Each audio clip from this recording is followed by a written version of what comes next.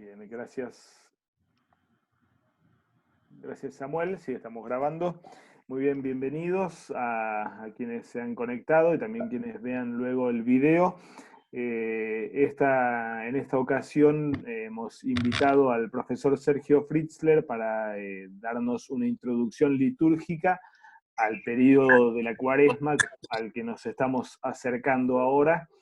Habíamos hecho algo similar en los ciclos previos de Adviento y Navidad, y Epifanía también habíamos incluido en aquel entonces, y ahora vamos a estar concentrándonos desde una perspectiva litúrgica en el ciclo de Cuaresma, y si mal no recuerdo, Sergio, incluíamos el Triduum, ¿no? Los 3 días de la Pascua hoy, ¿no? Exacto, sí. Perfecto, así que bueno, gracias profesor Sergio por nuevamente aceptar nuestra invitación para poder compartir esto que sin duda es de suma importancia. Vamos a comenzar con un momento de oración. En el nombre del Padre, del Hijo y del Espíritu Santo. Amén. Oh Señor Dios, tú guiaste al pueblo de antaño a través del desierto y lo llevaste a la tierra prometida. Ahora guía a tu iglesia para que siguiendo a nuestro Salvador podamos caminar a través del desierto de esta vida presente rumbo a la gloria del mundo venidero. Por Jesucristo tu Hijo nuestro Señor, que vive y reina contigo y con el Espíritu Santo, siempre un solo Dios, por los siglos de los siglos. Amén. Amén. Muy bien, Sergio. Bueno, en primer lugar, gracias por la invitación. Siempre un placer.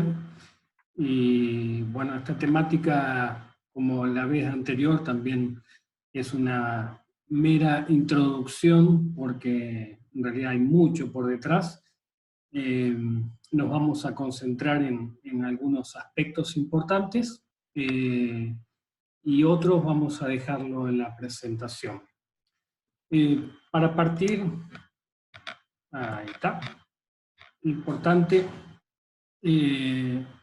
cómo se enmarcan el tiempo litúrgico dentro de las confesiones y especialmente los ritos que vamos a ver. Coloqué algunas citas, 3 citas de las confesiones. La primera es la Apología 24, párrafo 1, que dice así: para comenzar queremos recalcar de nuevo que nosotros no abolimos la misa, sino que la conservamos y defendemos escrupulosamente, porque entre nosotros se celebran misas todos los domingos y en otros días de fiesta, y se administra en ellas el sacramento a quienes los desean recibir. Después de haber sido examinados y absueltos, se conservan asimismo las acostumbradas ceremonias públicas, el orden de las lecciones, a que se refiere al leccionario histórico, y de las oraciones, las vestiduras y otras cosas semejantes.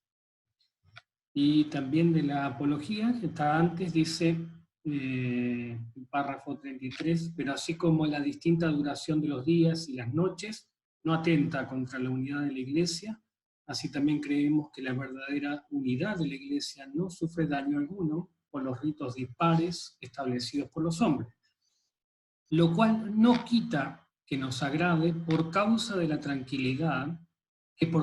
tranquilidad se observen los ritos que cuentan con la aprobación universal. Así también en las iglesias nuestras observamos de buena voluntad el orden de la misa, el día del Señor y las demás fiestas solemnes. Y de muy buen grado incluimos las útiles ordenanzas de tiempos antiguos, sobre todo cuando contienen material que se puede aprovechar para disciplinar e instruir al pueblo y a los jóvenes inexpertos. Y una más, que habla especialmente de la Pascua, dice también en el párrafo 40 los mismos artículos: guardaban ciertos días, pero no porque esta observancia fuera obligatoria para la justificación, sino para que el pueblo supiera cuándo había de reunirse. Observaban también otros ritos y el orden de las lecciones cuando se congregaban. El pueblo, como acontece, conservaba algunas de las costumbres de los padres, las cuales acomodaron los apóstoles, un tanto modificadas a la historia del Evangelio, como la Pascua y Pentecostés, para transmitir a la posteridad no solo la enseñanza, sino con estos ejemplos la memoria de las materias más importantes. Entonces, en este marco es que queremos trabajar en este periodo lo que significa y lo que hemos heredado junto con la Iglesia de la Reforma, los distintos ritos que acompañan este tiempo, ¿no? Y el tiempo mismo. Allí tengo, para comenzar, un esquema que está en el libro de Arthur Jass, El cielo en la tierra, y donde divide, básicamente, Epifanía termina con la transfiguración, esto es algo muy, muy luterano, y empieza, el ciclo es todo, el ciclo abarca Cuaresma, Semana Santa, Triduo, Pascua y Pentecostés. Todo eso es el ciclo, y luego se llaman las estaciones o tiempos. El ciclo es el completo y las partes son las que componen. Por supuesto que todo enfatiza en el triduo. Triduo es una palabra bastante moderna, como vamos a ver, es del siglo XX, pero habla de los 3 grandes días, los 3 principales días del año litúrgico, que habla de Cristo, ¿no? Que es la pasión, muerte y resurrección de nuestro Señor Jesucristo. Entonces, este es el tiempo y cada una de las fiestas importantes que se celebran, y este es el cuadro que yo les voy a presentar, agregando a esto un tiempo que se llama pre-cuaresma, que ahora vamos a ver de qué se trata, y básicamente es pre-cuaresma, cuaresma, triduo pascual y el tiempo pascual que incluye al Pentecostés. Entonces nosotros vamos a ver, esperemos llegar de ver hasta el triduo pascual y dejar la próxima, o quizás vemos hasta Viernes Santo, y dejar vigilia pascual y todo el tiempo pascual para la próxima vez, creo que dentro de un mes nos vamos a volver a juntar. Bien, pre-cuaresma corresponde al leccionario histórico y se trata de un puente que cruza la Epifanía a la cuaresma. Es como una especie de cuenta regresiva, son los 3 domingos antes del miércoles de ceniza. Y los nombres son 70ª, 60ª y 50ª, y representan más o menos 70 días, en realidad son 64 días, la 60ª representa los 60 días y la 50ª los 50. La cuaresma el término viene justamente de 40 días, ¿no? Y por eso se agregan estos domingos. Es simplemente un cálculo para poder empezar a introducir los corazones y mentes hacia la Semana Santa. Y tienen su temática muy, muy especial. Y tienen un sentido muy especial también este tiempo, como lo vamos a ver. Lo más temprano que puede ocurrir esto, dependiendo en qué año tenemos la Pascua, es el 18 de enero, y el último día que puede comenzar la 70ª es el 22 de febrero, si el año es bisiesto, ¿no? Ya pasó el domingo pasado, hemos comenzado con la 70ª, y el domingo que viene es la 60ª. Entonces, dice Ralph Gerke, el periodo de pre-cuaresma es, por así decirlo, el nártex. El nártex es la entrada, ¿no? El nártex de un santuario es la parte inicial donde nos acercamos a la iglesia, es el atrio, como también se le dice. Nos hacemos pausa durante estos 3 domingos antes de comenzar nuestra peregrinación espiritual al Calvario, en los grandes días de Cuaresma. Fred Lindemann, él habla de los propios del sermón, tiene 3 tomos, este hombre, luterano, dice que son el preludio de todo el ciclo pascual, y ahí habla un periodo de reclutamiento para el reino de Dios, un tiempo de propaganda. Y esto lo vamos a ver especialmente en el primer domingo, el domingo que pasó el reciente pasado, donde hablaba de la parábola de la viña, donde el Señor salía a reclutar trabajadores. Ahora, este tiempo especial era para inscribir a los catecúmenos para la catequesis. Sabemos que el miércoles de ceniza era el día en el cual se inscribían y comenzaban la catequesis intensiva, con la cual ellos iban a ser bautizados y tomaban la comunión en la vigilia pascual. Ahora, también se ha usado históricamente un tiempo especial para reclutar trabajadores o candidatos al oficio del ministerio. Y lo vemos esto también, esta asociación de catecúmenos y el oficio pastoral en el jueves santo, solamente se los adelanto, pero lo vamos a ver cómo esto funcionaba, y por eso el jueves santo es un día donde también se renuevan los votos de ordenación, y en el caso de los catecúmenos es que reciben la absolución para iniciar estos 3 días especiales en Tríodo Pascual. Granger, este es un autor católico, él habla de que esto apareció por primera vez en el siglo IV, hay pruebas, sermones que se predicaron, y es muy interesante que el primer concilio de Orleans, celebrado en el 511, prohíbe esto, y aquí les tengo el extracto del canon 20, y habla de que no se observe la 50ª, sino solo la cuaresma. La cuaresma viene del concilio de Nicea, allí fue establecido formalmente, entonces se dice que no se inicie, pero definitivamente en ese mismo siglo, en el siglo VI, es cuando ya después se formaliza por otros papas, ¿no? Entonces querían preservar que la cuaresma sea un tiempo especial de ayuno y prohibir el ayuno antes. Pero en muchas partes, como sucede en todas las cosas litúrgicas, hasta que se hace universal o mayormente establecido, bueno, lleva su tiempo y están en determinadas regiones establecido. En este caso se estaba prohibiendo en la iglesia, pero fue finalmente con Gregorio Magno, San Gregorio Magno, donde allí se establece. Y a él le dan la autoría del contenido de esto, aunque sabemos que probablemente no es tan así, que esto venía de antes, ¿no? Entonces,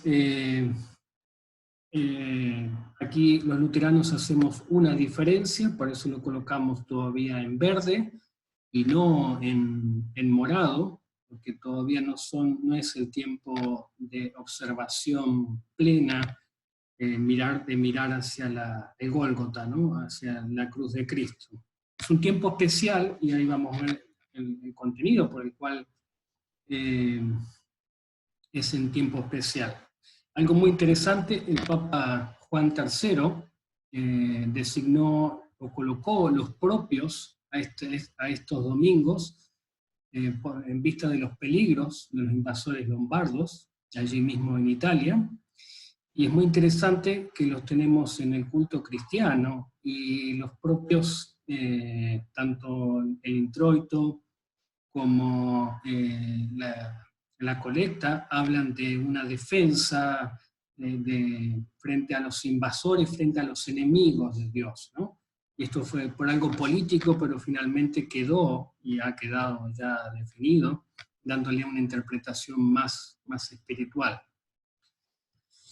Hay quienes afirman también que esto de la Septuagésima se podría referir a simbólicamente hablar de los 70 días antes de Pascua como los 70 años del exilio bajo el dominio de Babilonia.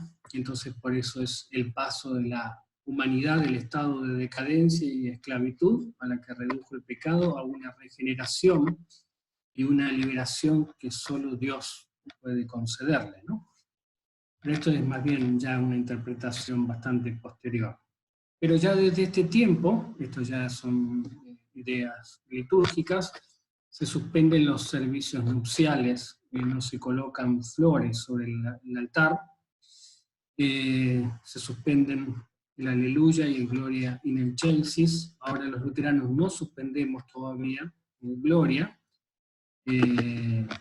Algunos sí suspenden el Aleluya y ya lo empiezan a reemplazar por el gradual de Cuaresma. Cristo se humilló a sí mismo, haciéndose obediente hasta la muerte. Bien.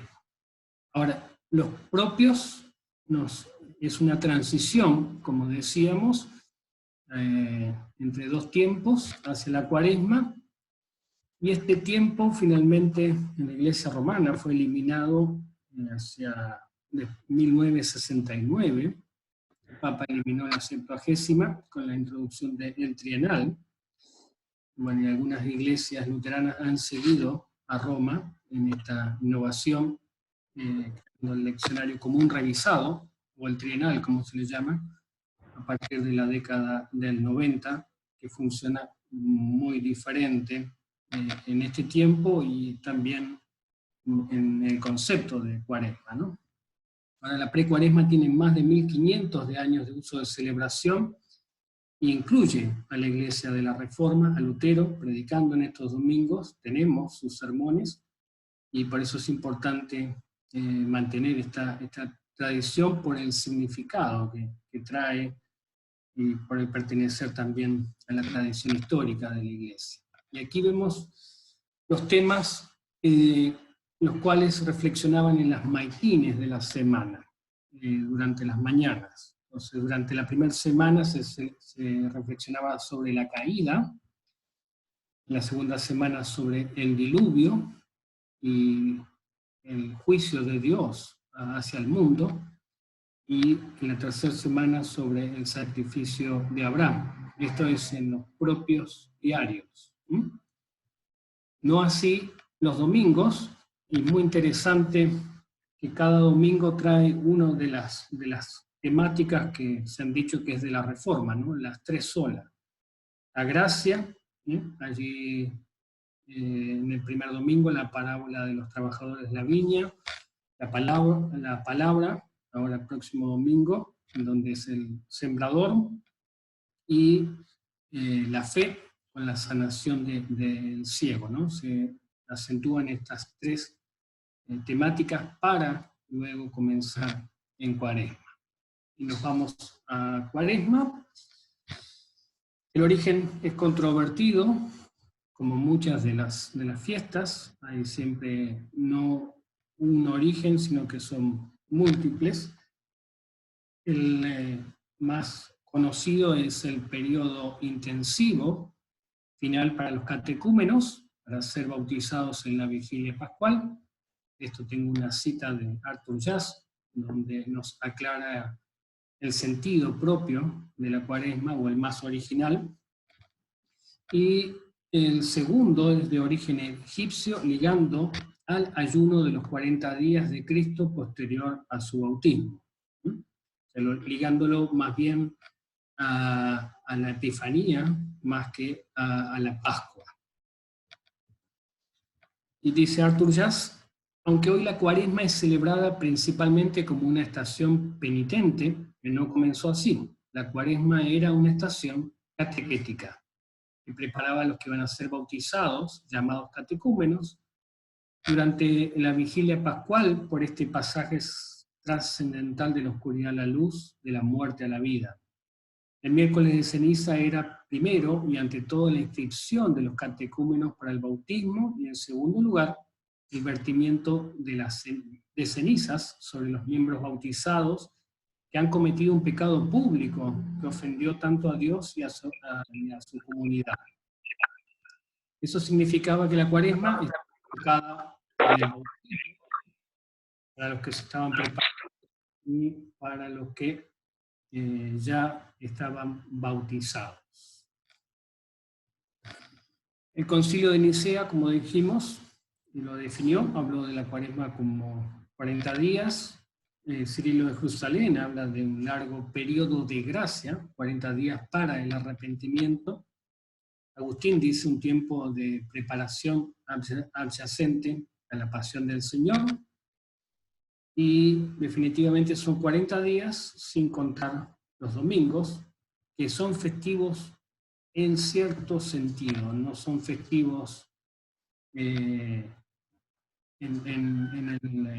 el tiempo, porque se evitan varias cosas que vamos a ver. Y comienza la Cuaresma con el miércoles de ceniza, ¿no?, en la frente. Esto es una costumbre que finalmente fue más bien masiva en el siglo XI. Y los 40 días, los 40 son muy especiales en las Escrituras. 40 días y 40 noches llovieron durante el diluvio. 40 años estuvo el pueblo de Dios en el desierto. Goliat desafió a los israelitas por 40 días. 40 días de arrepentimiento se declaró al pueblo de Nínive.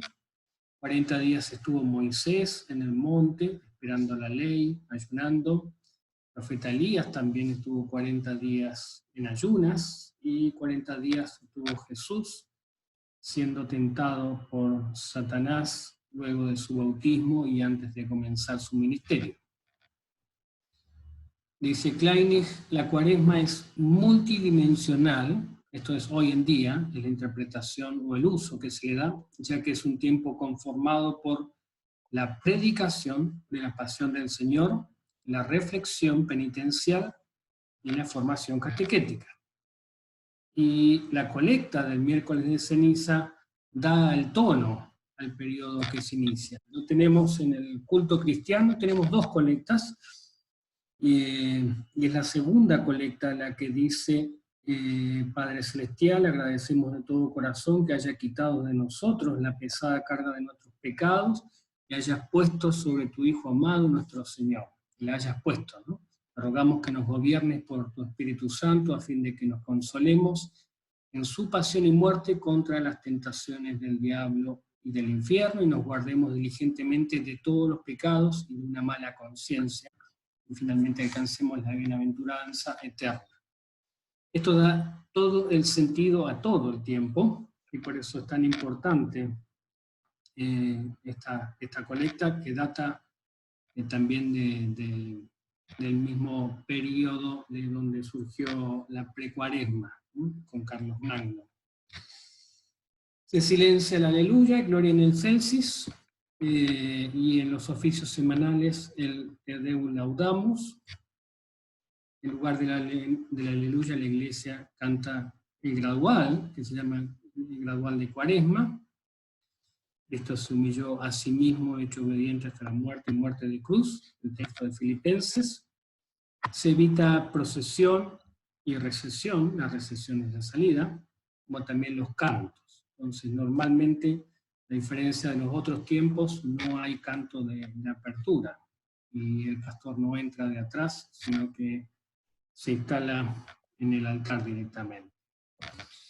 Y hay una práctica asociada con esto, 3 disciplinas saludables. Esto está basado en Mateo 6, el ayuno, la oración y la limosna. No es para obtener algo frente a Dios, sino para disciplinar la carne. Y ahí voy a colocar una cita primero de Lutero y luego de las confesiones. Dice Lutero: es correcto ayunar con frecuencia para someter y controlar el cuerpo, porque cuando el estómago está lleno, el cuerpo no sirve para predicar, orar, estudiar o hacer cualquier otra cosa que sea buena. Bajo tales circunstancias, la palabra de Dios no puede permanecer, pero uno no debe ayunar con el fin de merecer algo de él, como una buena obra. Y en este mismo sentido, la apología habla de estos tres como buenos frutos. Dice: por tanto, aunque pensamos que el arrepentimiento debe producir buenos frutos para la gloria y el mandato de Dios, y los buenos frutos tienen mandamiento de Dios. ayunos verdaderos, oraciones verdaderas y limosnas verdaderas. Estas son considerados como los frutos principales de la fe que tienen mandato de Dios, dicho por el mismo Señor Jesucristo. También durante la Cuaresma, esto viene de los oficios en los monasterios, pero hay como se sospecha, también es muy enfatizado por el movimiento luterano pietista. Existen los servicios cuaresmales, los midweek, mitad de semana, llamados los cultos, y tienen estas características que son penitenciales y sin Santa Cena.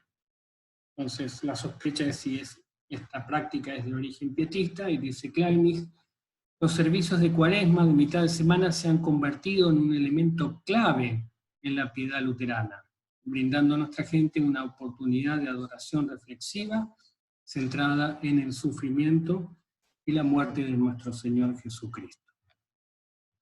Y aquí se trata de sermones catequéticos, esta es la costumbre actual, son un poco diferentes a los sermones habituales. Una estructura es una introducción, un desarrollo textual y doctrinal del texto, esto es enseñanza catequética sobre los puntos de la escritura y los puntos de la doctrina, y allí hacia el final de los sermones hay ley y evangelio y una conclusión doxológica. Hay sermones de Walter, que uno puede observar esta estructura, ¿no? Sermones que son más largos también de lo habituales. Si habitualmente son 20 minutos, estos pueden llegar hasta 30 o 40 minutos, o en algunos casos, en algunas iglesias, hasta 50 minutos, ¿no? Son sermones de enseñanza, sermones catequéticos. Y Kleinig sugiere ahí algunas opciones. Trabajar sobre el Antiguo Testamento, o la epístola de la semana, también una serie sobre las 6 partes principales del Catecismo Menor, relacionando cada una con la pasión de Cristo, una serie de sermones sobre los salmos penitenciales, eso también es muy común, una serie basada en los que se llaman textos de la pasión, en varias epístolas, por ejemplo, el libro a los Hebreos, o trabajar los textos de la pasión de uno de los evangelios. Y a esto yo le agrego también otras opciones, los 7 mensajes a las iglesias de Asia. Este año en la iglesia que pastoreo vamos a trabajar sobre las profecías de Zacarías en relación a la pasión y muerte de Cristo. Y algo que me pareció también muy, muy interesante de la página de Stephens Lutherans, trabajar sobre las 6 palabras en griego que describen los sufrimientos y el padecimiento de Cristo durante este tiempo, a fin de colocar nuestra mirada en Cristo, ¿no? A diferencia de la iglesia romana, la Cuaresma no es mirar en nosotros, ni en nuestros propios desiertos, sino miramos en la pasión, los sufrimientos y en la muerte de Cristo. Esa es nuestro énfasis principal. Y Luther dice que hay un esquema universalmente aceptado también para lecturas diarias, que habla de Isaías para Adviento, y Génesis para la Cuaresma, y Hechos de los Apóstoles para el tiempo de Pascua. Hay una fuerte costumbre, que son las lecturas de la Pasión, pero estos ya se van a hacer más bien entrando en la Semana Santa, que todavía es tiempo de Cuaresma. Mateo 26 y 27 se hace el día del Domingo de Ramos, Marcos 14, 15 el martes santo, Lucas 22 y 23 el miércoles santo, y Juan 28, no, está mal ahí, no es 28. Ay, Tiene 18, que ser 18, 19. 18 y 19. Sí, está mal eso. Se hace el Viernes Santo, como vamos a ver luego, lo tengo allí. Entonces, también tenemos el uso heredado de la lectura de la Pasión según Bugenhagen. Es una sinopsis, es una armonización de los 4 evangelios. Y el último vestigio que nos ha quedado es en el Ritual Cristiano de 1945, aunque no está completo y el lenguaje que utiliza no es una traducción, no está basado sobre una versión bíblica, ¿no? Pero bueno, ese es el otro uso importante. Está dividido en bloques, en episodios, y algunos lo utilizan, van leyendo el lunes santo, martes santo, utilizan los 5 días para ir leyendo esta pasión. Y algunos empiezan ya el mismo día de Palmas. Vamos a comenzar con Cuaresma, con el miércoles de ceniza. Algo importante para decir es que se llama miércoles de ceniza y no de cenizas. Por el concepto que tiene. Es un día importante para el arrepentimiento. El ser humano es confrontado con su realidad profunda como ser caído y rebelde ante Dios. Algo por lo cual los luteranos lo han adoptado bastante más tardío, es que la ceniza no es una bendición ni es un acto sacramental. La ceniza es un acto gestual. Entonces, se dice en el rito del miércoles de ceniza, recuerda que eres polvo y al polvo volverás. Entonces esto se trata de mortandad y muerte. Pero hoy en día se le ha agregado el énfasis de la fragilidad. Entonces, como símbolo de la fragilidad humana, y en realidad no es el sentido original, sino el sentido original es que vas a morir, porque eres pecador. Este era el día que se expulsaba también a los penitentes de la iglesia, a partir del siglo VIII y IX, y decían que de alguna manera era como repetir o recordar que Dios arrojó a Adán y Eva como pecadores fuera del paraíso. Entonces es como un rememorar también la expulsión de Adán y Eva del jardín del Edén, ¿no? Y a la vez, por supuesto, la proclamación de la muerte de Jesús en nuestro favor. Entonces lo ven todos como algo muy simpático, pero en realidad el gesto es muy fuerte, porque estamos hablando de muerte, ¿no?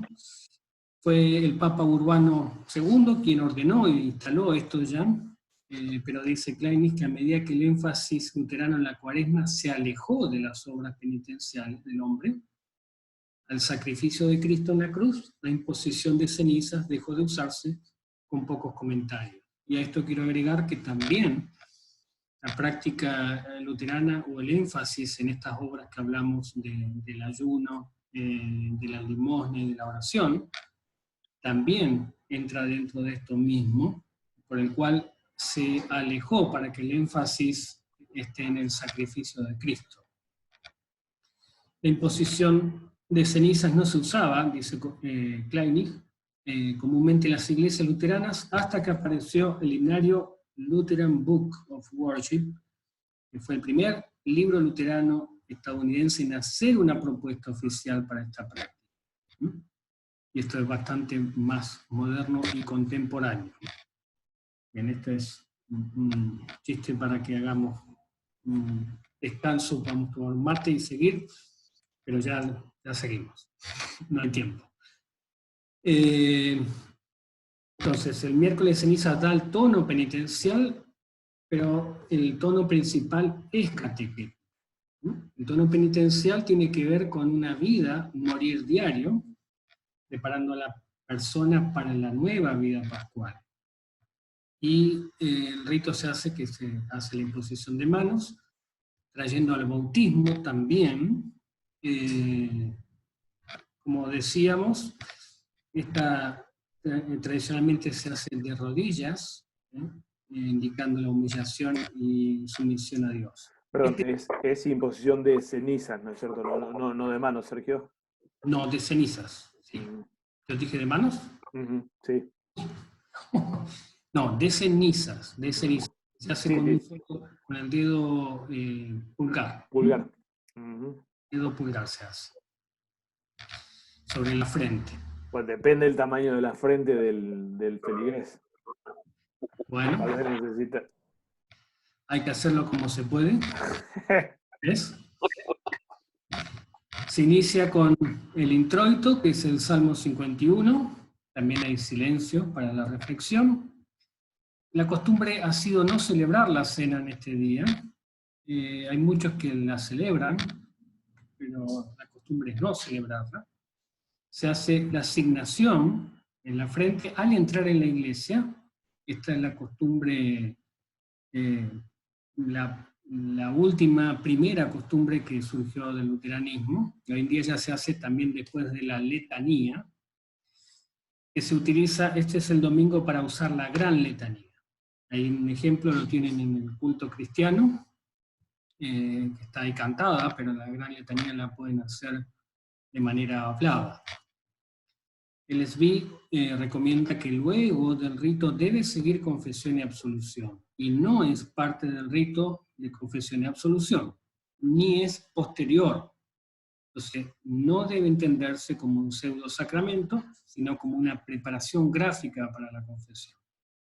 El signo es de muerte y de la muerte de Cristo, por eso se hace la señal de la cruz.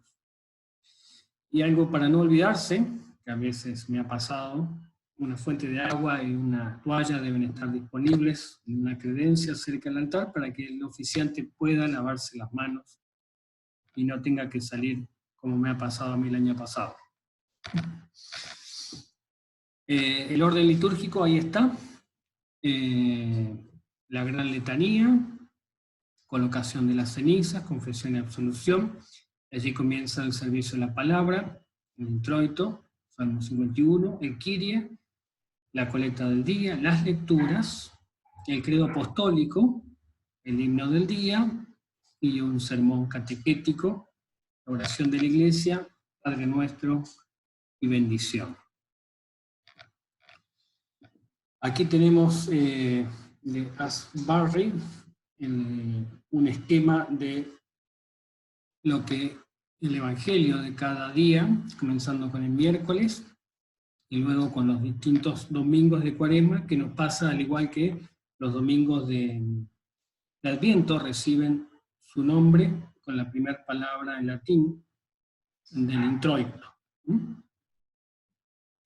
Y también como en Adviento hay un tiempo rosado, es letare, el cuarto domingo, donde hay como una especie de remanso o de descanso en este tiempo de Cuaresma, de reflexión penitencial. Hay un domingo, ahí vamos a ver qué pasó con eso, se llama en inglés es Passion Tide, el tiempo de pasión, o el domingo de pasión, y es el quinto domingo. Y me van a decir, no, el domingo de pasión es el domingo de Ramos. Bueno, ahí vamos a ver. Originalmente es el quinto domingo y se extiende por 2 domingos. Y es en la primera palabra, Judica me, Deus, júzgame, oh Dios, y es llamado el primer domingo de la Pasión. En Alemania lo llaman Domingo Negro, y este es una costumbre de tapar con velos las cruces e imágenes de la iglesia. Y allí comienza ese tiempo. Allí se cubría el altar, se cubría estas imágenes, cuando en el Evangelio se decía, o allí habla de que Jesús se escondió cuando estaba en el templo, ahí vamos a ver el texto un poco, o el versículo, y allí lo querían apedrear, entonces Jesús se escondió. ¿Sí?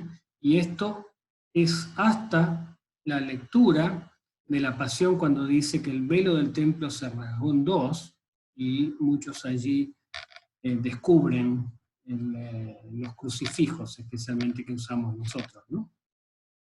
Entonces, este velo cuaresmal es para recordarnos cómo Dios viene a nosotros, velado en carne y sangre, para salvarnos, y también para recordarnos que Jesús o que Cristo esconde su poder y gloria en la humildad. Entonces nuestra salvación del pecado y la muerte está escondida también en su sufrimiento y muerte. Ahí vemos el tono de este domingo, dramatismo, realmente dramático. Dice, tomaron entonces piedras para arrojárselas, pero Jesús se escondió y salió del templo y atravesando en medio de ellos se fue. No había llegado su hora, pero ya era en la última semana. En medio de ellos se escondió y salió en medio de ellos. Y ahí viene el segundo domingo de pasión, llamado Palmarum, o Domingo de Ramos. Vamos a ver qué pasó con esto, por qué le han colocado Domingo de la Pasión. Este día da comienzo a la Semana Grande, que es el domingo más importante para hacer procesión del año, ¿eh? Es el domingo más importante, y la práctica luterana ha sido no solo desde el inicio del santuario, del nártex o del atrio, sino también ir por el barrio, por la zona de la iglesia, para proclamar hosanas al Rey que viene a salvarnos. Y este domingo es la lectura larga, la primera, lectura de la Pasión según San Mateo. Es muy importante escuchar el relato, la narrativa de la Pasión. Y hay muchos que en realidad evitan y toman la forma corta, hay una forma corta, pero algunos todavía apenas leen algunos versículos de ese día. Pero es muy importante para nuestra fe y para la semana que estamos entrando, la lectura de la Pasión y de continuo, no un pedacito cada día, ¿no? De continuo, para entender el dramatismo y cómo fue avanzando hacia la muerte de Jesús y cómo fue sepultado, pero cómo va increciendo el clima, se va tensionando y hay la locura humana, pecaminosa, cómo termina decidiendo por Jesús para su muerte, ¿no? Las primeras liturgias romanas no tienen nada que ver con las palmas, se concentraban en la pasión de Cristo, dice Kleinig. La evidencia sugiere que las palmas entraron en la liturgia romana desde Francia. Es algo posterior, y tenemos el Domingo de la Pasión, el Passiontide de Alemania, ¿no? Ahora, usado como aceptado antes del Concilio Vaticano II, era Domingo de Palmas, no Domingo de Ramos, que puede sonar lo mismo, o Domingo de la Pasión, como vamos a ver que fue unido por el Concilio Vaticano II.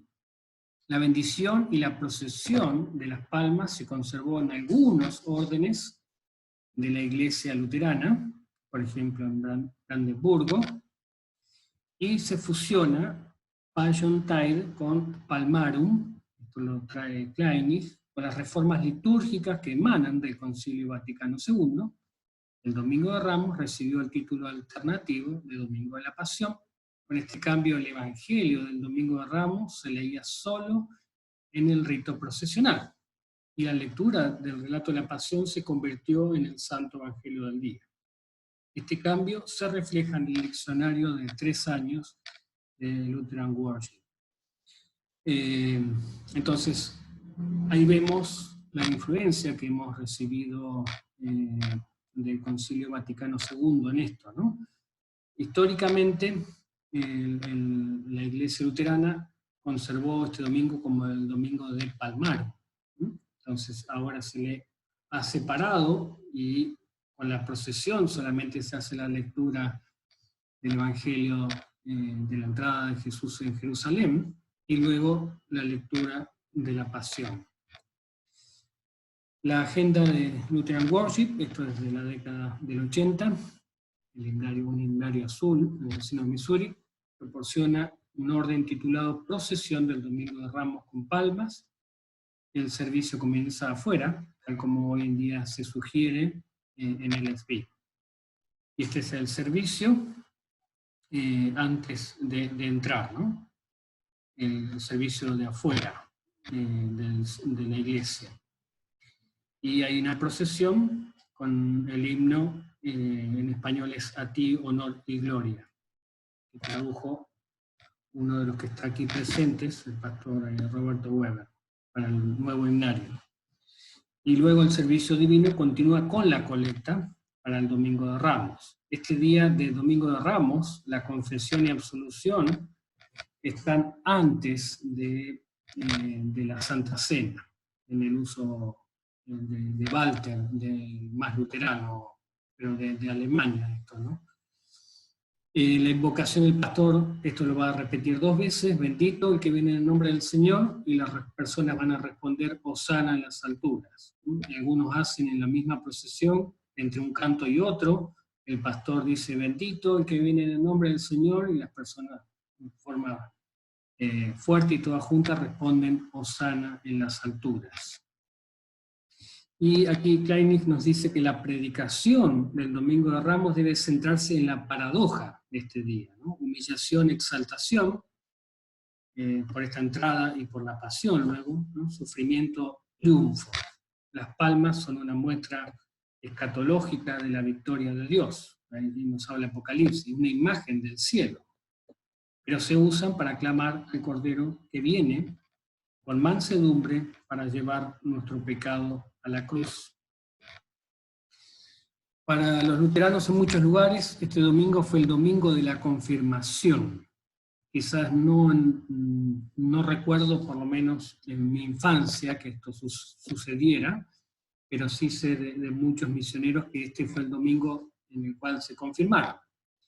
¿Y por qué? Porque viene del uso primitivo, el obispo o el sacerdote le enseñaba, o le entregaba el símbolo, le enseñaba el credo apostólico durante estos 40 días de Cuaresma, y el catecúmeno ese día le devolvía el símbolo. Devolver significa lo tenía que recitar en voz alta y de memoria, ¿no?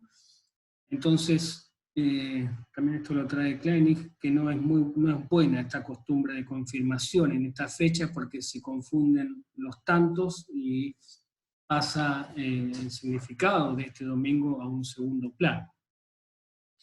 Y también podemos decir no a la bendición de las palmas, esto lo dice Lutero en los artículos de Maicalda, dice después viene la bendición de candelas, palmas, especies, avena, panes, cosas que no pueden llamarse o ser bendecidas, sino que son mera burla y engaño. Entonces, no bendecimos las palmas, aunque las personas se lleven sus palmas a su casa y algunos hagan en forma de cruz y todo sea muy bonito. No trae ninguna protección esas palmas, sino que nos recuerdan simplemente esta aclamación a Cristo y también el triunfo del Cordero de Dios y el relato o la imagen del cielo, ¿no? Pero no es ningún otro elemento fetichista. Aquí tienen un cuadro también de Asbury. Él trabaja, no, esto es de LSV, perdón, donde están cada día de la Semana Santa, incluido el Triduo, el introito, donde está basado el Antiguo Testamento, el Salmo, la Epístola, y todo lo que hacemos en nuestros servicios de vida. Bien, vamos bien con el tiempo, Pastor Roberto, ¿no? Entramos al Triduo Pascual. Vamos bien, vamos bien. Dale. Son los 3 días principales, guárdense las preguntas para después, para otro día. No.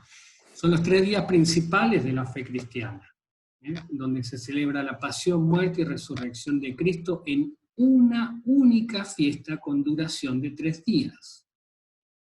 No es que cada día vamos a celebrar algo diferente, sino que es una única fiesta. Y así lo trabaja la liturgia, con un culto que empieza el jueves de noche y termina en la vigilia pascual o el domingo a la mañana.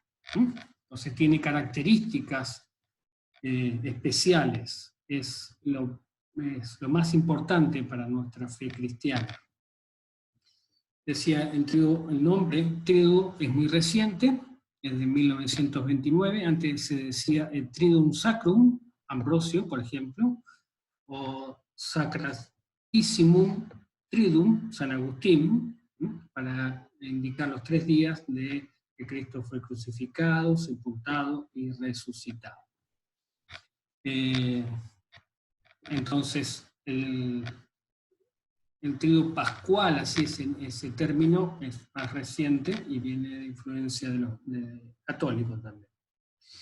Ahora, el servicio del domingo, del jueves, comienza el gran culto, es conducido hasta la vigilia pascual, por eso los servicios del jueves y del viernes no terminan con una bendición y las personas se van en silencio, tanto el jueves y el viernes. No hay cierre del servicio, no hay bendición, no hay canto final, sino silencio. Y cada día hay algo especial, como vamos a ir viendo. Es el último día de la Cuaresma, hasta el jueves a la tarde. Recordemos que la liturgia siempre utiliza el modo judío de observar los días, entonces la vigilia ya es el día, por eso el sábado a la noche ya se celebra el día de Pascua, ¿no? El día de resurrección. Desde el siglo IV se comenzó a consagrar los óleos, en realidad se usaban 3 misas en este día. Una de las misas era para la consagración de los aceites, de los óleos, el óleo que se usaba para el bautismo y el óleo que se usaba para la confirmación en el siguiente tiempo y para los enfermos, esos 3 óleos.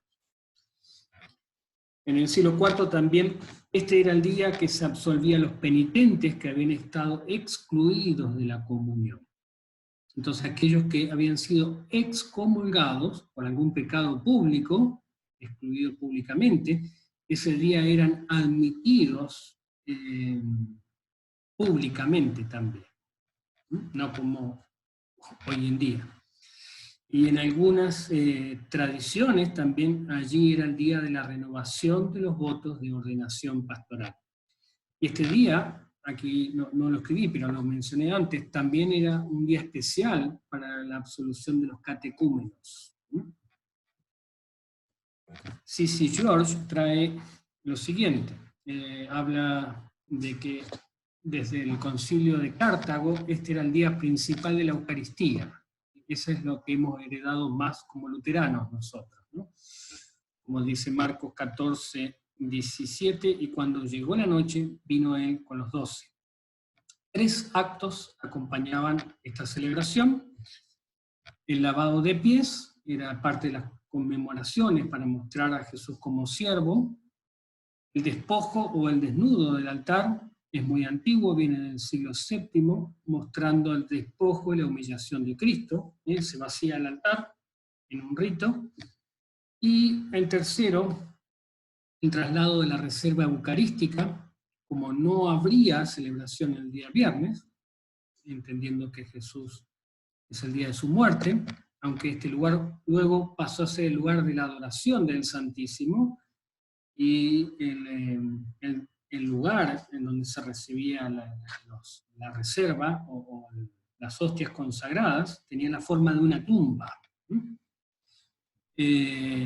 Muchos lo reservaban para tener Eucaristía el día viernes.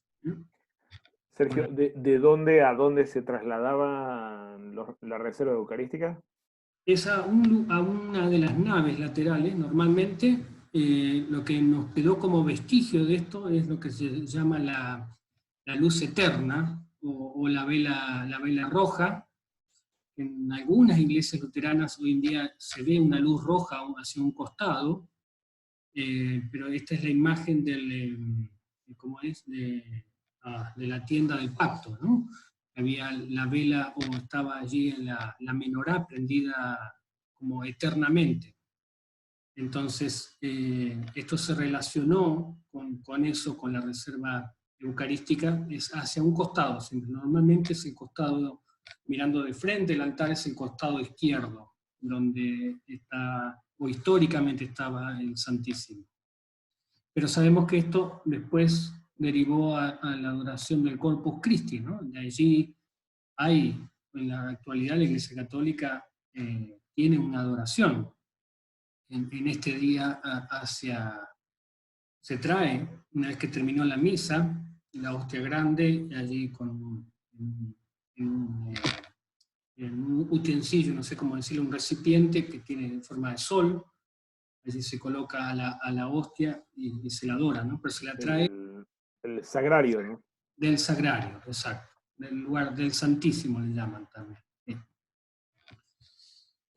Y solo para decir, el color de los paramentos es el blanco. Ahora vamos a ver en detalle qué es lo que la Iglesia Luterana ha recibido y hace en este día, ¿no?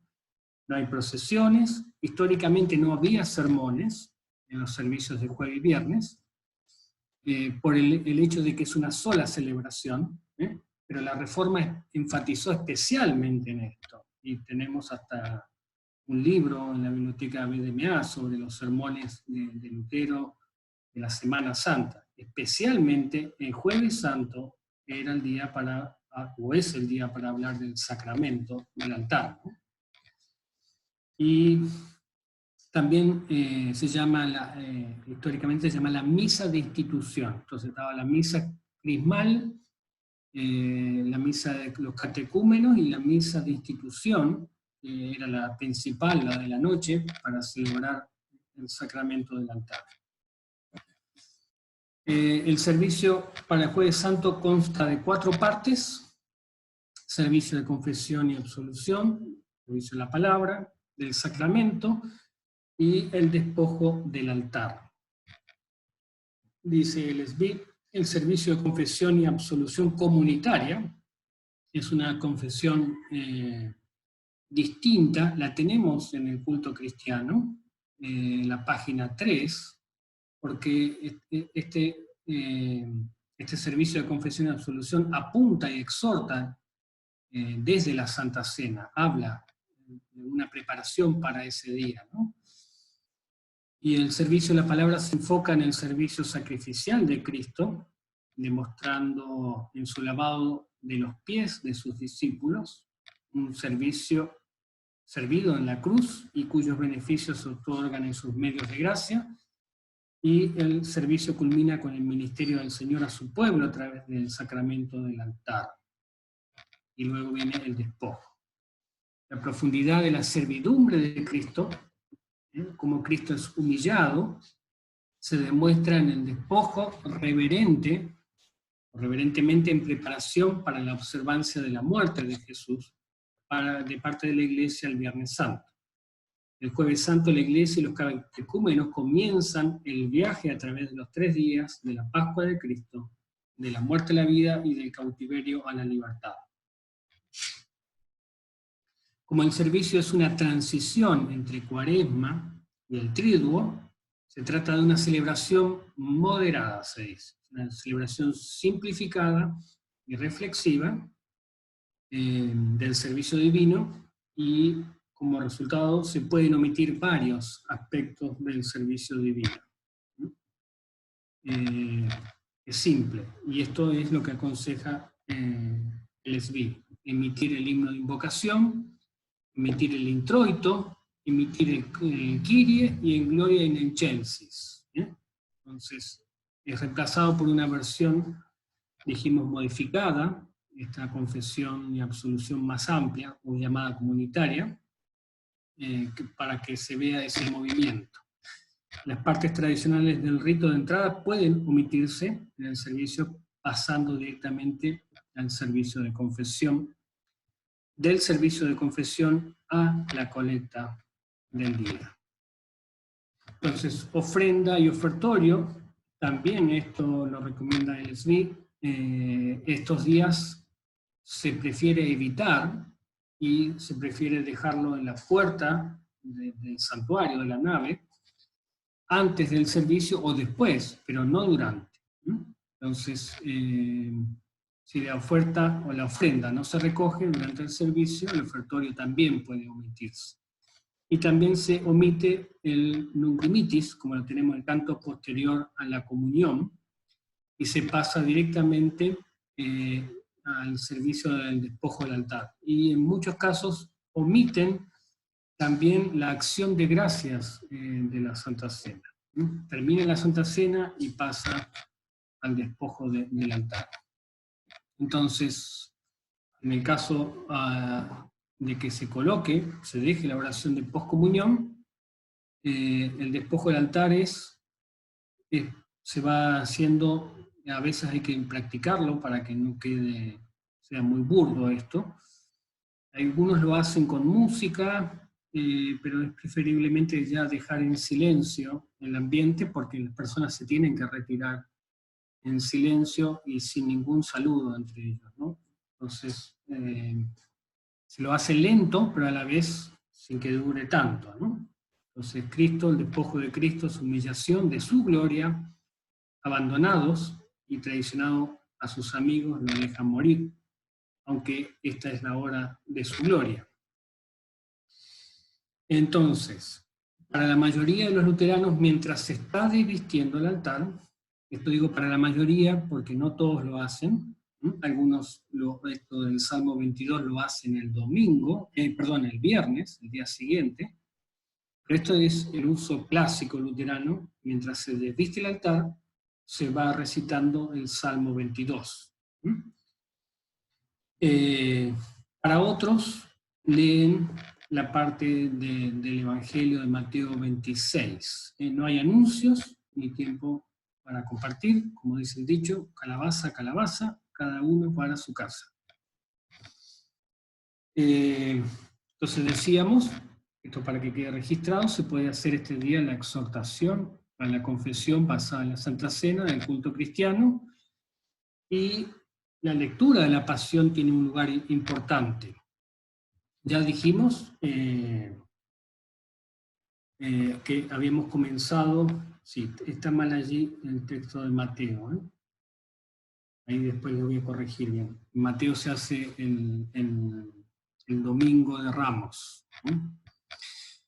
Algunas congregaciones o iglesias luteranas celebran el Pascual, la cena pascual, lo que se llama el Seder judío, y aunque pueda ser muy pedagógico, preferiblemente dejarlo para otro día, porque Jesús dijo, no volveré a cenar más con ustedes, no volveré hasta que vuelva Él en su reino, ¿no? Entonces, Cristo ahora instituyó la verdadera cena, o sea, la cena pascual prefiguraba a Cristo, y es preferiblemente dejar la Santa Cena, el sacramento, el cual Él nos mandó a hacer. Vuelvo a decir, aunque pueda ser muy didáctico, o algunos lo utilicen para invitar a otras personas y muy evangelístico, en realidad es un día para la Iglesia especial, porque celebramos la institución de la Santa Cena, donde Él nos anticipa ya ese triunfo de la cruz, ¿no? Donde nos libera de la esclavitud de nuestros pecados y de nuestros enemigos.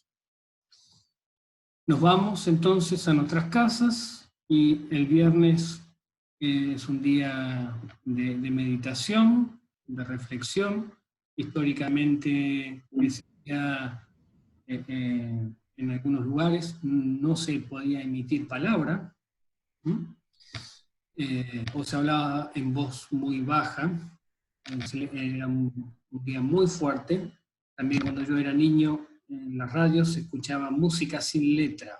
O sea, hay una profunda reflexión sobre el abandono, sobre el sufrimiento y la muerte de Cristo.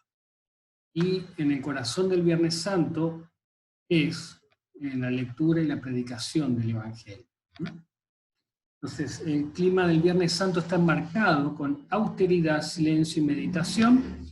El altar se encuentra desnudo, vacío, desde el día anterior. Se entra en silencio. Y aquí encontré una inscripción en un folleto impreso, que también puede ir el Jueves Santo, pero dice lo siguiente. Hoy es el segundo día de la liturgia del Triduo, los grandes 3 días que se extienden desde el Jueves Santo hasta el Domingo de Pascua. A medida que la Iglesia se reúne para recordar la muerte y resurrección de Cristo, nos enfocamos no solo en la agonía de la cruz, sino especialmente en la victoria de Dios a través del Cristo crucificado. Hoy levantamos la cruz como un signo del triunfo de Dios sobre el pecado, la muerte y el poder del mal. Me parece algo fantástico para colocar en los folletos, y también en este mismo folleto decía, si traes ofrenda, coloco en el plato de la entrada del santuario, ¿no? Ahora, esto atenta contra el sostén de muchas de las iglesias, donde este Viernes Santo es el día donde más gente va a la iglesia, donde más ofrendas hay, ¿no? Pero bueno, lo más importante allí es lo que se celebra, y la ofrenda puede quedar atrás. Se comienza en silencio, con la procesión de la cruz, hacia el altar. Entonces, una rúbrica que dice, póngase de pie y mire hacia la entrada del santuario mientras la cruz ingresa entre nosotros, en silencio. La música es solo para acompañar los himnos, no hay música instrumental, y si en algunos casos se prefiere, solo música a capela. No hay Santa Cena, aunque la práctica mayor y más pietista ha sido tener el sacramento, pero es horrible celebrar el sacramento en este día, por el significado litúrgico que tiene el Viernes Santo. Entonces, si celebramos el sacramento, no estamos celebrando el Triduum Pascual, estamos celebrando un culto más, en el cual le colocamos la temática de Viernes Santo, nada más. El color es el negro, muchos colocan rojo, pero no es la práctica tradicional luterana, pero, por ejemplo, en el LSB está considerado como colocar el rojo. El foco en servicio es la muerte, se grafica con el crucifijo. Este no es el crucifijo que está en el altar, sino es el crucifijo que se lleva. Y los actos principales son las lecturas de Isaías, del siervo sufriente, 52-53, la pasión, según San Juan. En el caso de muchos luteranos, como decíamos, no lee el Salmo 22 el jueves, es preferible el jueves, pero bueno, si no lo leyeron, colocarlo el viernes. Y los improperios, vamos a ver de qué se trata. Entonces, dice LSD, Viernes Santo no se observa como un funeral para Cristo, es un día de arrepentimiento sobre el pecado, y la alegría y la alabanza contenidas, se contiene con la redención que Cristo logró para nosotros en la cruz. Es un día de reflexión, de arrepentimiento, pero se contiene esa alegría. Bien, de acuerdo con esas características, ya dijimos, la música silenciada, se omiten palabras de alabanza, y el altar sigue permaneciendo desnudo. Debido a que el servicio es parte del triduo, no tiene rito de entrada ni bendición. Ahora, a diferencia del jueves, sí, en este servicio se va a terminar con un himno que va a dar la nota, ya sea anticipando el triunfo, va a dar el triunfo, la resurrección, que a veces queremos anticiparlas para que la gente no se vaya mal, la da este himno, no la dan las palabras, sino que la da este himno, un himno final. Pero igualmente se retiran en silencio. La alegría contenida se logra por la omisión, esto ya lo sabemos, y cómo el pastor se viste, también si no tiene sotana, hablamos sotana negra aquí, simplemente con alba, sin estola. La estola solo la puede usar para predicar, pero puede usarse sin, para mostrar una diferencia, o usar sotana con sobrepelis, Pelis en la parte blanca que se coloca en los oficios diarios. Bien, ya lo vimos en canto final. La lectura de la Pasión según San Juan es muy larga, entonces algunos la hacen de la siguiente manera. Hay una parte que se hace mientras todos todos se sientan, pero ya desde la muerte, poco antes del relato de la muerte, hay una parte donde ya se manda a parar. Entonces, esto es muy común, repartir esta lectura entre las personas. Entonces, está Juan, Jesús, soldado. Yo tengo esta lectura con la versión Reina Valera, por si alguno la quiere. Que bueno, como ya se leyeron varias lecturas de la Pasión, es interesante escucharla de esta manera, ¿no? Y se alterna cada episodio con estrofas de cabeza ensangrentada, el himno, oh Jesús, y bien con crimen cometiste. Este es el día que se hace la oración universal, Bidding Prayer. Ahí estaba tratando de buscarle la traducción a esto, pero ahí vi unos libros de liturgia que se llama Liturgia Oración Universal. Tiene un lugar destacado y se llama así justamente porque se proponen temas, hay una letanía diaconal, como vamos a ver el ejemplo, se anuncia por parte de un diácono o de un ayudante, de un acólito, los temas para orar, hay un silencio donde las personas oran, y finalmente el pastor ora en su rol de intercesor por la temática. Finalmente la iglesia cierra la petición con un amén. Es una forma muy, muy tradicional y donde efectivamente también destaca el rol diaconal y también el rol pastoral y el rol de las personas. Cada uno tiene su lugar, ¿no? Los luteranos retuvieron esto, fue uso de Lutero, y es muy antigua, hablan del siglo 3-4, aunque fue, según Kleinich, oficializado nuevamente por Gregorio Magno, ¿no? Y siempre se ha asociado esta oración con la liturgia del Viernes Santo, ¿no?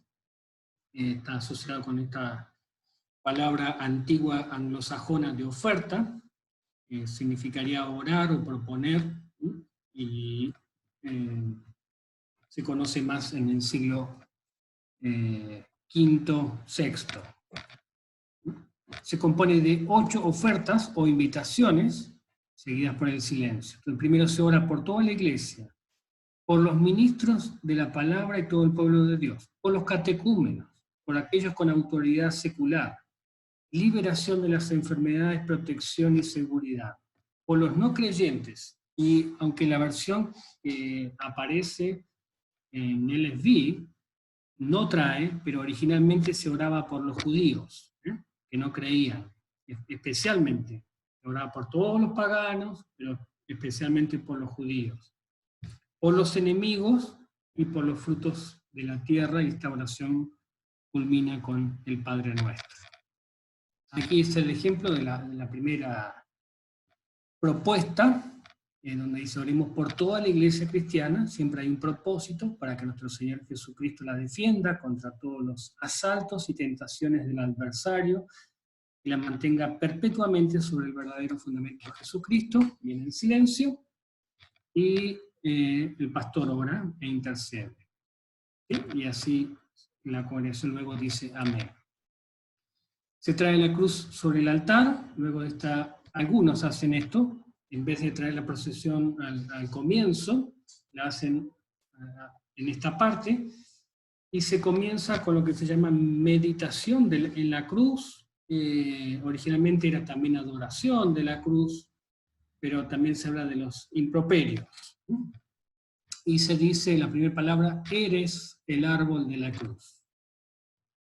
Las palabras de meditación son los antiguos improperios, censuras, son muy antiguas, con las cuales Dios se dirige a nosotros, su pueblo, que ha crucificado al Salvador del mundo por nuestros pecados. Los improperios se basan en varios textos bíblicos, pero mayormente en el profeta Miqueas, en el capítulo 3 a 5. Ahora, no termina con este reproche, sino justamente con el triunfo y la redención a través de la cruz. Y aquí tenemos, hoy en día se hace lo que decía yo, ¿no? Hay una adaptación, porque finalmente se terminó adorando a la cruz. Y dice Sase, hablando de esto de los improperios, dice, quizás podríamos llamarlo la forma más antigua de la teología de la cruz, ¿no? Por el camino indirecto de esta veneración de la cruz y sus reliquias, la devoción al crucificado se convirtió en una parte esencial de la piedad occidental en la Edad Media. Hoy también se le llama glorificación de la cruz. Yo prefiero llamarlo meditación en la cruz. Entonces, cuidado, el centro es el crucificado, no la cruz, ¿eh? Hay que tener cuidado de usar la adoración de la cruz para que la cruz física no sea el objeto, sino la meditación en el crucificado. Los improperios fueron originalmente en latín, el estribillo en griego, por eso sugiere que eran muy tempranos, y aunque, como todo, los orígenes son oscuros, también es posible que hayan tenido su génesis como un recurso homilético en la predicación de Cirilo en Jerusalén, de Kleinig. Estos están contenidos en manuscritos del final del siglo IX y principio del siglo X. El uso de los improperios marca al Viernes Santo como una fe reposada y reflexiva y adoración penitencial al Cordero que nos ha redimido por su cruz. Bien, y voy a pasar por el tiempo. Todos salen en silencio y sin bendición a los improperios. Solamente voy a mostrar 2 o 3, como para que nos demos cuenta. Tienen más o menos la misma estructura. Dice así, dice el Señor, pueblo mío. Y este es el texto de Miqueas 6:3. Es literal. ¿Qué te he hecho? ¿O en qué te he ofendido? Respóndeme. Porque yo te hice subir de la tierra de Egipto y de la casa de servidumbre, te redimí. Hice esto por ti y ahora dice, tú preparaste una cruz para tu Salvador. Y la frase que se repite, esto era en griego, santo, Señor Dios, santo y poderoso Dios. Esta es la adaptación de LSB, ¿eh?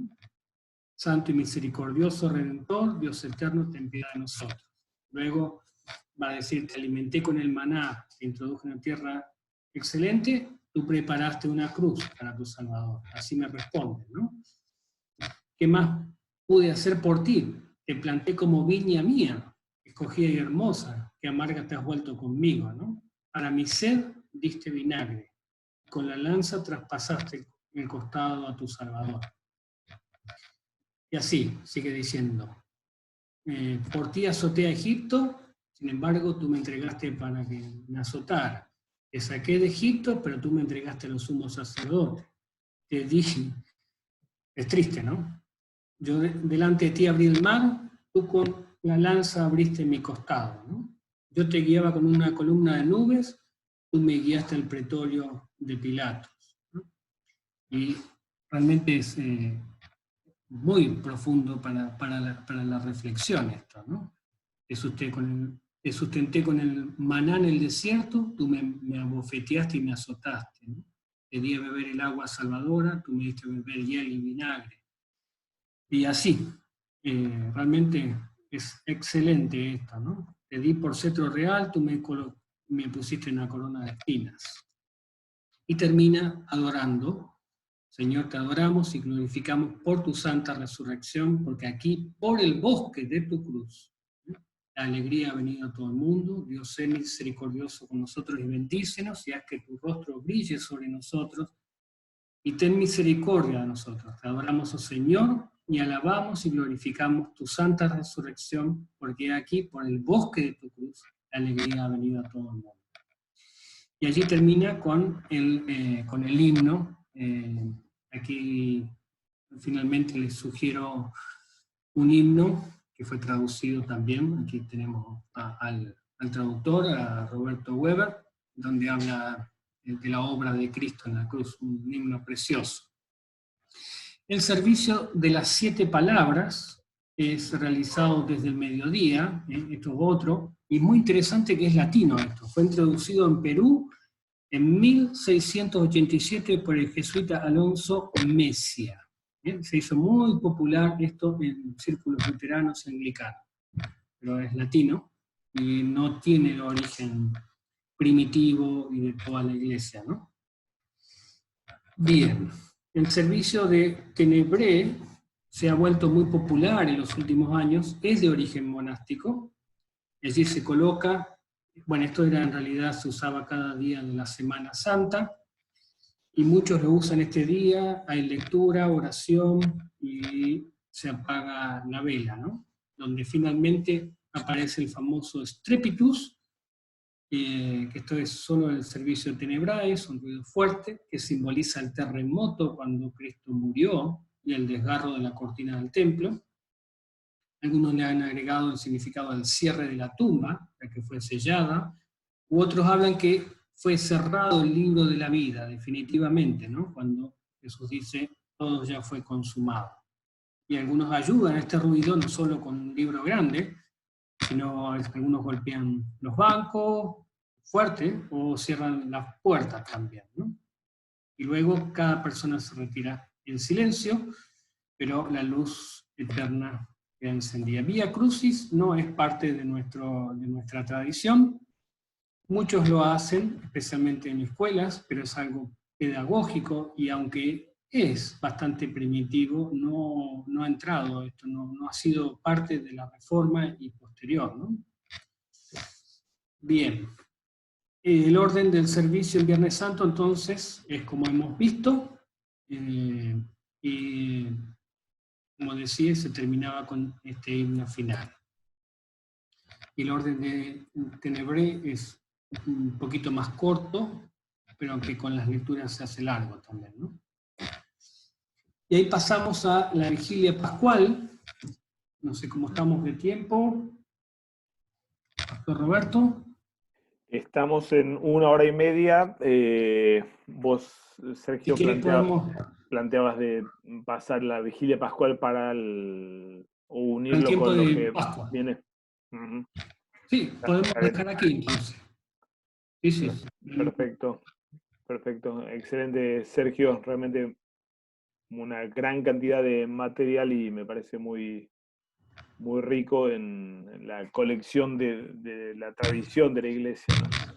Seguramente hay preguntas o consultas o comentarios de los participantes. Tal vez podemos abrir un momento, Sergio, si te parece. Sí, podemos hacerlo. Así que, hermanos, si quieren hacer alguna consulta, podemos aprovecharlo a Sergio que está acá. Si no se durmieron. Y complicarle la... Rápido. Bien, tenemos unos minutos entonces como para poder abrir la conversación.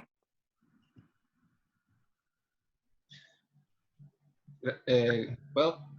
Sí, adelante.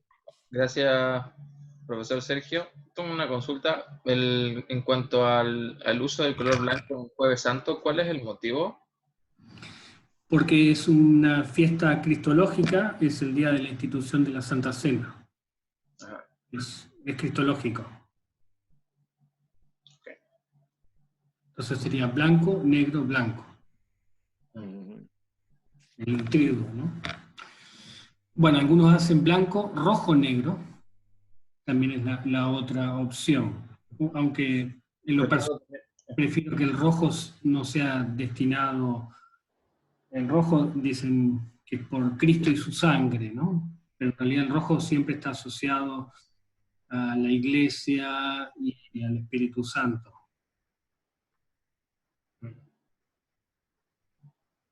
Bien, había alguna consulta que me habían mandado. Por un lado, una observación sobre el texto de este domingo de 60ª hora. En la placa me parece que estaba invertido los números, no decía Lucas 8, versículos 4 al 15, sino Lucas 4, versículo 8. En realidad el domingo próximo tenemos Lucas 8, ¿no? Gracias. Solo para Lo vamos a ver. aclarar así eso. Y otra consulta también que había era referente al miércoles de ceniza, la expresión que aparecía en la placa sobre la expulsión de los penitentes. Estos, bueno, en sí no había una consulta muy específica, pero más que nada, alguno de los participantes no había entendido bien cuál era el sentido y quiénes eran estos, básicamente, por un lado, y tal vez yo agregaría también, si estos, los penitentes, son aquellos que son puestos en penitencia o en disciplina eclesiástica, o son los penitentes en un sentido teológico de los creyentes penitentes, o si esto tenía una especie de simplemente simbolismo representando la salida de Adán y Eva, como lo indicaba Sergio, o cuál es el sentido. Más que nada, tal vez entonces en concreto, de qué se trata esa expulsión de los penitentes y cómo se haría eso, cómo se vería eso. Esto estaba en la placa del miércoles de ceniza. Bien, sí, lo recuerdo. Son ambas cosas. Estoy recordando, tenemos en el ritual cristiano, un ritual pastoral de 1945, una liturgia para excomulgar, ¿no? Y excomulgar es esto mismo, es quitar a los impenitentes de la comunión, y esto se hacía anunciando, quizás no estaban allí presentes, pero se anunciaban públicamente con nombres en muchos lugares. Pero tiene el doble significado de la expulsión también el sentido espiritual, ¿no? De la expulsión de Adán y Eva del Edén, ¿no? El significado fuerte es que existía eso también de la excomunión. O sea, excomunión suena más fuerte que expulsar a los impenitentes, ¿no? Que lo mismo. Sí, pero sí me parece que esto eran, como te decía, miércoles de ceniza. La expresión era la expulsión de los penitentes. No, impenitentes tiene que decir. Ajá. Impenitentes tiene que decir. No, impenitente, está mal eso. Gracias. Wow. No, tal vez sí se refería a aquellos que estaban bajo penitencia, en el sentido de estar puestos en el orden de la penitencia, ¿no? Claro. Es decir, bajo disciplina eclesiástica, ¿no? Entonces ellos dejaban de participar del sacramento del altar, y de hecho en los registros que tenemos históricos eso sucedía por un largo periodo en algunos casos, ¿no? Por ejemplo, había situaciones como cristianos que volvían de la guerra y por su participación activa en la guerra matando a otras personas no podían, quedaban bajo la disciplina eclesiástica, siendo retenidos del sacramento por años directamente, ¿no? Y justamente miércoles de ceniza era el tiempo en el que explícitamente se los exponía en su condición de disciplina eclesiástica. Entonces tal vez el término está bien, penitente, está bien, sí. pero no en un sentido teológico, tal vez como lo decimos nosotros luteranos. La ley hay que predicársela al impenitente y el evangelio al penitente, en cuanto a aquel que manifiesta, aquel que está arrepentido, ¿no? Penitentes aquí no se refiere particularmente a la actitud espiritual o de corazón, sino al estado de estar sometido bajo disciplina eclesiástica, ¿no? Probablemente, yo entiendo que se referirá Sí. a eso, ¿no? Es verdad, es a los que estaban colocados en penitencia pública, dice. Sí. Y ellos eran los penitentes que después, en el mejor de los casos, eran absueltos el Jueves Santo, ¿no? Claro. Está bien, está bueno. Sí, es penitente. Bien, no sé si hay más comentarios o preguntas, hermanos. Robertito no puede hablar, está en situación de penitente también. Pero puedes escribir, Roberto, si quieres.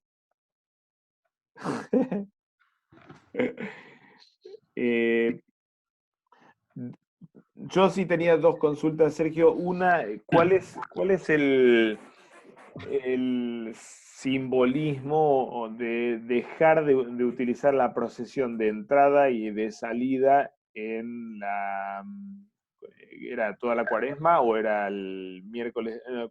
¿Cuándo era que figuraba esto? Era toda la cuaresma, ¿no? Toda la cuaresma es, sí. Es que ¿Cuál es el sentido de esa omisión? que la procesión tiene un significado muy, muy importante en liturgia o en el servicio divino.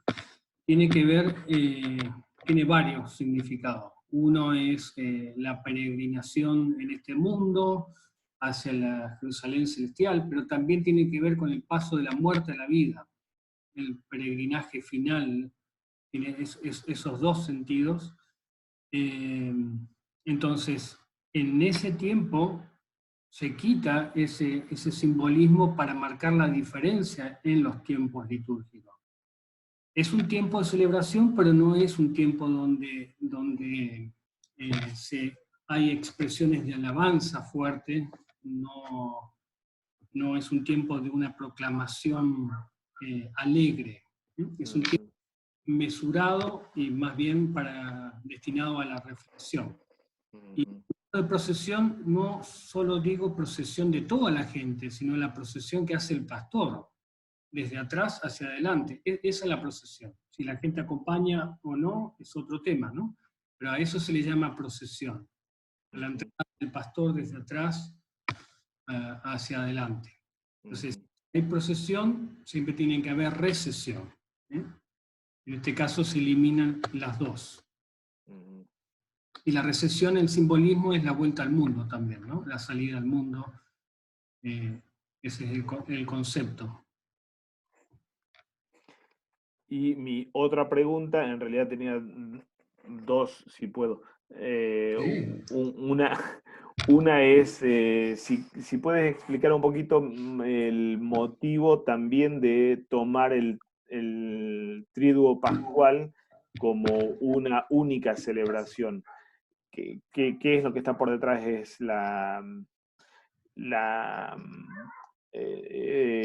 el hecho que no hemos de divorciar cruz de resurrección, básicamente cuál es el punto de tomar concretamente como una única celebración, un único acto litúrgico lo que sucede o atraviesa los 3 días. Esto es lo que yo pienso, lo que voy a decir, no es lo que he leído. Yo pienso que tiene que ver con que el centro de la fe está basado en estos tres grandes días, ¿no? Y son los 3 días completos y no es solo un día, sino que es, como decías, la revelación de los 3 días, y es como la liturgia acompaña la vida de Jesús en esta semana especialmente, acompaña en la reflexión y en la narrativa, también es contar la historia completa y no solo por partes o por pedacitos, ¿no? Hoy en día tenemos, quizás nuestra cultura es eso, antiguamente los textos bíblicos se leían por partes y por porciones narrativas grandes, ¿no? Creo que tiene que ver con el contar toda la historia completa en 3 días. Y creo que es parte de lo mismo, pero es pensamiento mío eso, ¿no? Es tal vez un desafío hoy día y especialmente en nuestra cultura, al menos me parece en las ciudades, de casi desconexión de la celebración pascual por las vacaciones que tal vez representan esto, ¿no? Y la desconexión en realidad que las congregaciones tienen de esa celebración que realmente es el eje de la vida cristiana y el eje de la del año eclesiástico realmente, ¿no?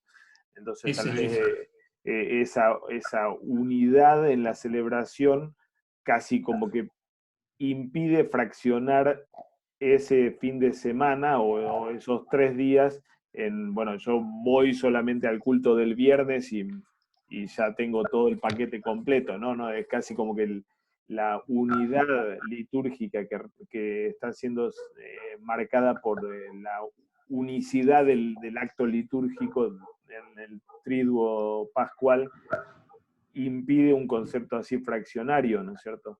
Es como salir a 1/3 del servicio divino si me quedo solamente con lo del jueves, por ejemplo, y después me escapo a otras actividades, ¿no? Decía Arthur Jass que enseñar el triduo pascual es enseñar el Evangelio. Es la catequesis. La catequesis se basa en el triduo pascual, ¿no? Por supuesto que agregamos todos los otros eventos de Jesús, pero especialmente y centralmente la fe se basa en estos 3 días, ¿no? Entonces, maravilloso, y el contenido es tan amplio, o sea, es completo. Por eso Arthur dice que allí está el contenido de toda nuestra fe, ¿no? De todo. Maravilloso. Tal cual, tal cual. Y ver cómo también se celebra litúrgicamente, y así como dices, no da opción a no participar los otros días, porque uno se queda con un pedacito nomás, ¿no? Tal cual, tal cual. Otra consulta no mía, o tal vez hago la mía primero y después una anónima que me están haciendo acá. La mía es, la última mía es que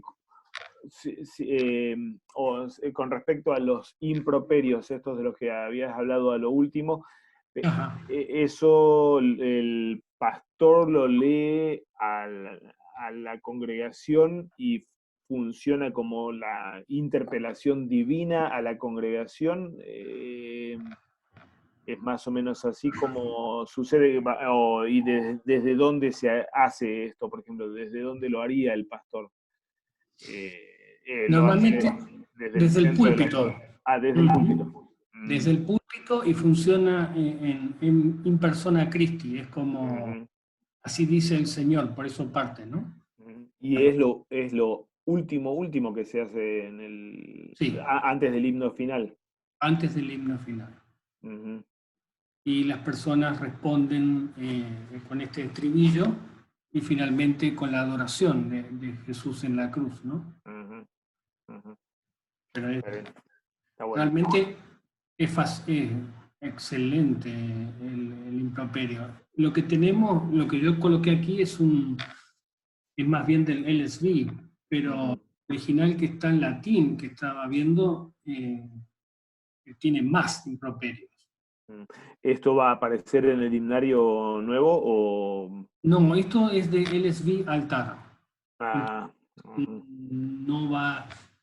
No está en el himnario común, tampoco va a estar en el himnario común. Claro, de la seguro. Esto yo los puedo, lo voy a pasar, así ustedes lo comparten. Las liturgias de cada... ¿Tú tienes esto completo traducido? Sí. Excelente. Aquí los tengo completos, ¿no? Fantástico. La misma presentación. Perfecto. Así que ahí lo vamos a tener entonces. Fantástico. Y la otra cuestión es con respecto a lo del bosque, el término bosque que apareció en alguna ocasión. Sí, aquí al final dice. Es posible que el término, esto fue traducido del inglés, ¿no es cierto? Esto fue traducido del inglés, sí. ¿Es posible que el término sea bud? Es posible. Esto lo tradujo el pastor Joel. Porque es posible, y tal vez suena más clásico en liturgia, que el término bud en inglés o puede significar bosque, una gran cantidad de árboles, o puede significar simplemente madera, el madero de la cruz. Entonces probablemente no está hablando del bosque de tu cruz como si fueran múltiples árboles, sino simplemente lo que en en la liturgia eucarística, por ejemplo, lo tenemos me parece que el mismo Viernes Santo, ¿no? En Cuaresma. En Cuaresma, así como del árbol, Del árbol. del mismo árbol del que Satanás nos ganó, de la misma forma del madero de la cruz sea derrotado, ¿no? Y así en la liturgia en inglés se utiliza justamente el término good. Entonces, es muy probable que aquí corresponda que diga el madero de tu cruz, ¿no? Bueno, esto es LSD y está adaptado porque en español yo tengo uno, pero en realidad ahí adora a la cruz, ¿no? Es un poco distinto. Lo sacaste del misal romano. No, este es de una traducción de Joel, él me ha pasado. De LSD, la verdad. Sí, pero seguramente la traducción mejor sería el madero de tu cruz. Ok, lo voy a cambiar. Bien, no sé si hay alguna otra consulta, hermanos.